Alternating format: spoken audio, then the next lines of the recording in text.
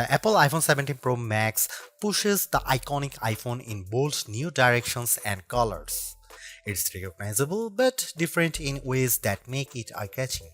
The performance is stellar and the cameras set a new high watermark for smartphone photography. For people who demand more from their smartphone, there may be no better choice. If you are looking different in your iPhone shopping journey, the iPhone 17 Pro Max has you covered. It's not just that fetching cosmic orange, the unexpected hue hit of Apple's eye-dropping event. Apple's iPhone 17 Pro Max features a fresh design with new materials and a broad and bold product spanning camera plateau that adds a distinctive flair to what had become a somewhat tired design. Inside, the changes are no less significant, from the powerful A19 Pro chip to the new vapor chamber supported heat management system, which enable enough performance to support every peak and valley of your experience. If you are fixated on cameras, the iPhone 17 Pro Max will not disappoint. There are now finally three 48-megapixel lenses that support a wide range of shooting styles. Perhaps the most notable of the three is the new 48-megapixel 4x optical zoom lens that also offers access to a sensor crop 8x zoom, which, thanks to selecting the center pixels from the larger sensor and an upgraded image pipeline, delivers some truly eye-popping photos. This is also an upgrade that makes a canny swap of titanium for aluminum a seeming downgrade, but one with some significant benefits, like the ability to apply that amazing new anodized orange finish and the ability to better distribute and dissipate heat. Finally, there's the price. It's the one thing you hope doesn't get an upgrade. And I am happy to report that Apple somehow held the line here. The iPhone 17 Pro Max still starts at $1,199 US. It's never been a cheap smartphone, but then this one is for the pros, and I think they will be very happy. I know I am. As for why you might buy the iPhone 17 Pro Max over the iPhone 17 Pro, that comes down to screen size, battery life potential, and the option to get up to 2TB of storage. Otherwise, these iPhones are identical. The iPhone 17 Pro Max was announced at Apple's eye-dropping event on September 9. Pre-orders began on September 12, and the phone arrives in stores and starts shipping on September 19. The iPhone 17 Pro starts at $1,199 US for the model with 256GB of storage, with that price rising to $1,399 US for 512GB of storage, $1,599 US for 1TB storage, and $1,999 US for 2TB of storage.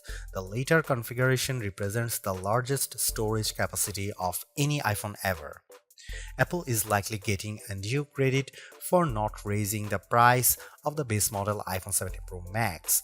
Component prices and supply chain issues relating to the geopolitical stage are surely putting pressure on the company. Somehow, too, Apple has held the line, and the base iPhone 17 Pro Max still starts at $1,199 US for 256GB model. The only difference in pricing comes into play when you stretch to the phone's new upper tier of 2TB, which is only available with the Pro Max model. That sends the price up to almost $2,000 US. It boggles the mind that we now consider paying almost $2,000 for a pocket-sized device to be rational. On the other hand, this is a true pro-level smartphone that, based on my tastes, is probably ready for pro photography and videography tasks, and when you put it like that, it might seem like a bargain. I saw enough leaks in the run-up to the iPhone 17 line launch to have a pretty good idea of what was coming, and to be honest, I was preparing to hate the iPhone 17 Pro Max redesign and colors. Yet, here I am now, quite pleased with the giant plateau, and yes, loving cosmic orange. In many ways, the iPhone 17 Pro Max is still undoubtedly part of long lineage of iPhones before it. There are, though, just enough new touches here to add up to what I am comfortable calling a redesign. Starting with the back, there's the now nearly full-width plateau that's both a bold design touch but also a practical measure, in that underneath there's now more space for upgraded components like refreshed tetraprism, that supports a new, longer telephoto lens. Most previous iPhone bags featured just one material, usually metal or glass. The iPhone 17 Pro Max is a spiffy mix of the two, metal and glass, or rather a larger rectangular ceramic shield cutout with the rest a univity chassis literally carved out of aluminum. Instead of a titanium band surrounding a frame, components, and the front and back glass, the iPhone 17 Pro Max's back cascades seamlessly to the side and even curves just a bit around the front to meet the Ceramic Shield 2 screen covers, which reportedly will better protect it from scratches. It will has an incredibly unified feel, and because Apple has radically cut down on edges, the phone feels very comfortable to hold. When it comes to dimensions and weight, the iPhone 17 Pro Max is slightly larger and heavier than the iPhone 16 Pro Max, but I challenge anyone to notice the differences, which can be measured in fraction. The iPhone 17 Pro Max is 163mm tall by 78mm long by 8.75mm thick and weighs 233 grams. By contrast, the iPhone 16 Pro Max was 163 by 77.6 by 8.25mm and weighed 227 grams. This year there are no new buttons to contend with. Along one edge we have the long power and Siri button, and below it camera control. Opposite them is the action button, and below that a pair of volume buttons. There are small differences along the shorter edges. On top, an antenna cutout is now visible, and on the bottom, the pair of speaker grills appear larger. If you want to lie the phone flat, you'll have to place it screen down. Even though the back plateau is nearly the full width of the phone, the tri-camera array still bumps out even further, and between this and the wide metal bump, this phone lies on its back at a slightly more extreme angle than the iPhone 16 Pro Max. The switch from titanium to aluminum provides not only some useful heat management and energy efficiency benefits, it's also opened the door for anodized color options. I don't know where Apple got the idea for cosmic orange, but I actually love it. It's bold without being garish. There's also silver and the very deep and inky deep blue. Apple sort of explained its color choices to me and even the loss of black, but I think this is just Apple mixing things up and possibly giving a nod to all the pro level folks who buy this phone for creative pursuits. Orange is a color that will get you noticed. iOS 26's liquid glass interface might lead you to assume there has been some radical display overhaul, so much glow, shiny and artificial transparency. However, that would be mostly wrong.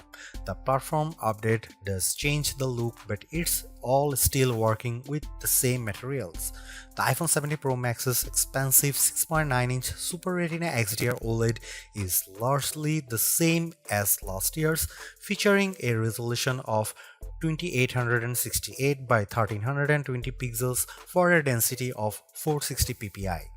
The ProMotion technology still automatically ranges from 1 Hz to 120 Hz, and it's always on, which means that even when you are in bed, you can make out the time and have glanceable notifications.